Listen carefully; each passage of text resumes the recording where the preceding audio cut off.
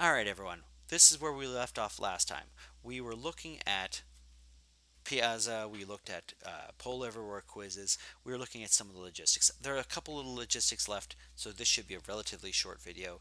And then we'll move on to BIT1400 reviews and hopefully get everyone back up to speed on what it means to program and what we mean by certain topics. Because that's the expectation before we move on to objects. Okay, so in case you're wondering, I have a push and a pull on this for my electronics policy. There are some people that really find it useful to have electronics in the lecture. They have their slides, they look, or they might have vision issues, and they need the slides right in front of them, or whatever the case is. Or maybe they're taking notes, or maybe they're trying to live code something versus writing on a piece of paper. There are legitimate reasons to have a laptop, but a lot of times those legitimate reasons are eclipsed by people playing video games or doing other things at the time. Clearly, this term I cannot have a no electronics policy, otherwise, you do not watch me or you do not listen to this lecture at all. So, but for this class, so you pay a lot of money. I will also say people cannot multitask. So, for in the future, if you see someone playing a video game, you're not allowed to slap them upside the head, but you're allowed to say something, right? I remember you being driven nuts when you hear side conversations out of my ear. I can only imagine someone watching a video while a lecture is going on. It gives you this circle of stupidity, not stupidity, but circle of disruption around any kind of screen that's not doing the lecture material. There's a lot of research on that. And people are terrible at multitasking. You can't do it. Don't try. Honest to God, even the people that think they're the best at it are also shown to be the worst at it. It's really weird. So, you have a limited amount of time to get this information.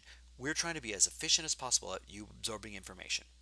The fastest way for you to learn things is to just learn it one thing at a time. Just focus on this lecture, then move on to the next thing. If you try and read your emails while watching the lecture, it's going to be a problem.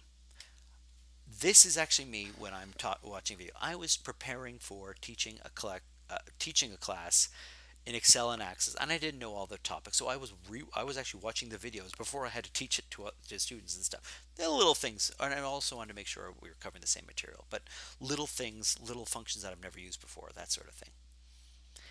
I'm teaching a class of 200 some odd students in about a month's time, and even I had trouble having the video play and just focusing on it. I was I kept on finding myself checking emails or doing other things other than listening. I will try and make my absolute goal to make this as efficient and useful as possible.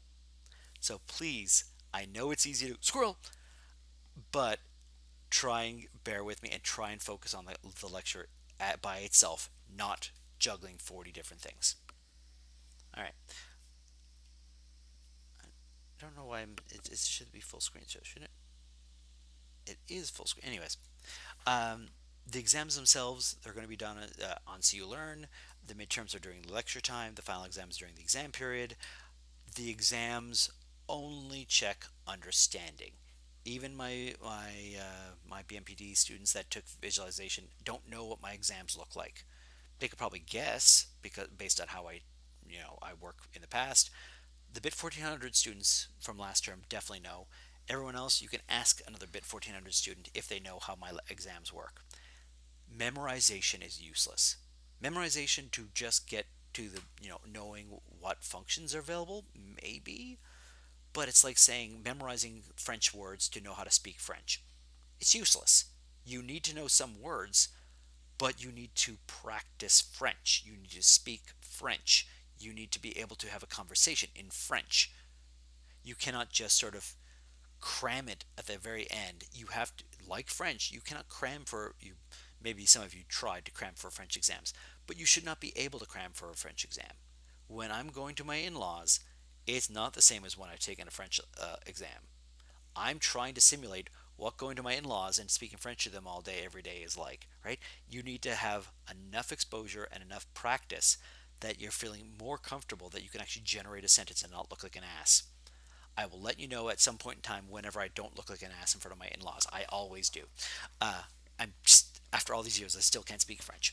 Um, but I'm trying. This thing requires practice. You're going to fail. You're going to screw up things along the way. That's fine. The point of all these assignments to get you practice, to feel comfortable so you can do that exam. Understand, you have to understand, and if you're just memorizing it, you're going to fail because it's not you're not going to have ever seen that question before in your life. We're not testing for writing speed, we're not testing for memorization. I give you a cheat sheet. It's open, quote unquote open book. It's not actual open book. You're not allowed to steal code from some other website or anything like that. But how to call that function? Go for it. Have it on a piece of paper. Have it in the textbook. I don't care. That's fine. You need to be able to apply that. And that takes a whole lot more practice and a whole lot more skill. So the exams are designed to be understanding exams, and they're also designed to catch and punish cheaters. And one of the best ways of catching and punishing cheaters is to punish the person supplying the answer.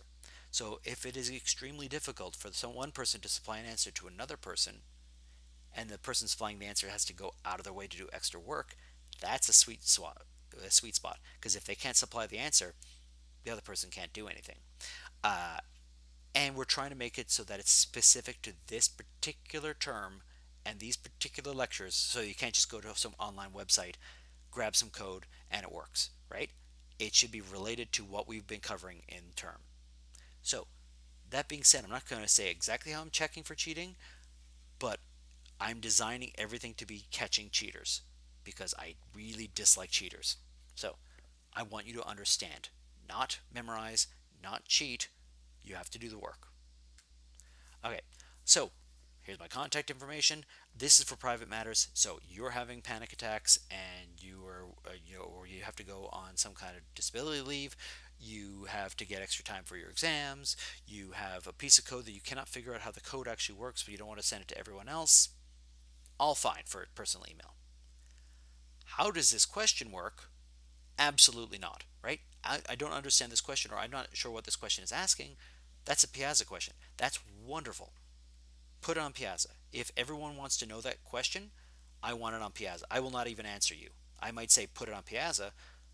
If it's something that everyone should know or learn about, then absolutely put it on Piazza because I want an even playing field, and you're responsible for checking Piazza. Um, our office hours, I'm not exactly sure how we're doing our office hours, simply because it's kind of a weird situation.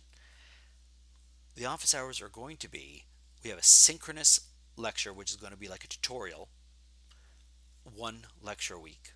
And then the other lecture time is going to be essentially office hours. I might also get lab times to be manned by TAs so that they can answer questions as well. Because it's so asynchronous for this term, we're trying our best, but the lecture time itself will be predominantly for synchronous work. The time might also be for that, but I know not everyone can do that. So either Piazza or set up an appointment with me. It's because I can't nail down a one particular time. That does not mean I don't want to hear from you. I actually like when people show up to office hours. I like when people ask questions. Not enough of you do. I'm very weirded out by this. Carlton had, I do be having all these office hours, and I have like 4 people show up in the run of a week, if that, maybe 2 to 3. And I'd have lineups out the door at Northeastern. I'm freaked out by the fact that no one asks questions. Please ask questions. That's what I'm here for. But I will not work 24/7. So at 11 p.m. when the assignment is due, an hour later, don't ask how to do the assignment, right? Don't hit a problem with submitting your assignment at 11:58. It's too late. Yeah, I'm expecting you to work early and work early on an assignment. And I'm not going to work. You cannot expect a 10-minute turnaround. If you send me an email and a Piazza post at the same time, I will be pissy.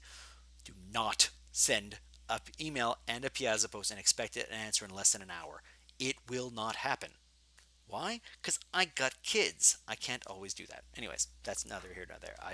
Pet peeve of mine. Also, if you're writing to your thing, I like this PhD comic thing. Most of it, I'm not going to be overly draconian about being called Dr. Sprague or anything like that. By the way, all of your professors here, at least at Carleton, should be addressed as doctor. They have PhDs. But that's neither here nor there. Please, for the love of God, put the class in. I teach 3 classes a term, and I have several hundred students. Please put the class name in there. It's just, I'm not going to necessarily remember. I remember your face most of the time. If we had a face-to-face lecture, I guarantee I'd remember your face. Remembering the names, it's harder. So put down the class. Help me make it, communicate what you need. Your time is important, but so is mine. And if I have to send you 4 other emails to get the information to give you an answer, I'm less likely to actually give you an answer. So please put down the information. And if it's in the syllabus, just look at the syllabus first. Just do a first pass at least. Okay. Labs and tutorials. Well, they are designed. You are still expected to do the labs or tutorials, depending on how you want to view them. They do not have to be perfect. In fact, the whole point of the labs, I want to give you the experience, the exposure of falling on your face, not being able to do something, or having, struggling to do something, and eventually getting something out. Right? The labs are required to be submitted. All the materials there, but we're not checking for whether it's correct or not. We're not checking to see, oh, you did 30% of it, therefore we want you to try your hardest. This is practice, but it's like piano. When you're practicing piano, you don't just go to a festival and play. You practice. This is the practice time. So if you pass in junk, we'll audit the rest of your assignments. If you pass in like the starter file and pretend it was your submission, yeah, we're going to audit every one of your previous assignments and give you zeros on all of them. But if you did any reasonable amount of work, you get points for doing the lab. I want you to do the lab, but we're not, and we're going to give feedback for it, but we're not going to fail you because you did it, you're 20% slower than somebody else. It's meant to be during lab time, so give yourself 3 hours or 2 hours, however long the labs are. During the lab time, how much can you accomplish? You don't have to finish the labs. You need to do as much as you can during that 3 hour period. Just get the practice. Okay. The teaching assistants are here. There, I'm still trying to figure out what we're going to do with. It's July right now. If you look down at the bottom, the clock at the bottom here, it's July right now, and so you might imagine there's still things in the air, but the TAs are there to help you with the lectures if you don't understand a topic. They're here to help you with, guide you with the assignments and help you with some of that. And most important, the thing that they do most though is mark. Now, they used to also run tutorials, but that's sort of out of the way as well. And they mark the assignments in the exams. Uh, their job is to provide you feedback. If you lose points and you do not know why, you should know why. Ask them. If you do not get a reasonable and satisfactory response, bring me in.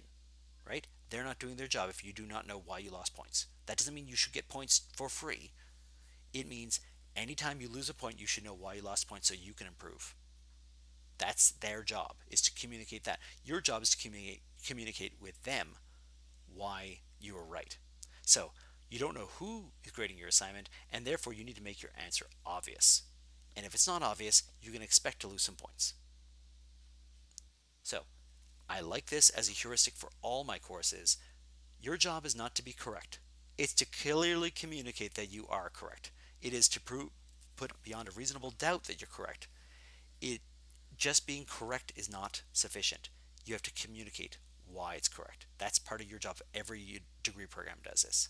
So if it's easy to know that you're right, you get a happy TA. You get a happy TA, you get easy grading, and therefore, as just a side effect, the amount of time it takes a TA to figure out your solution normally associates with the number of points you get. The faster it is, the more points you get.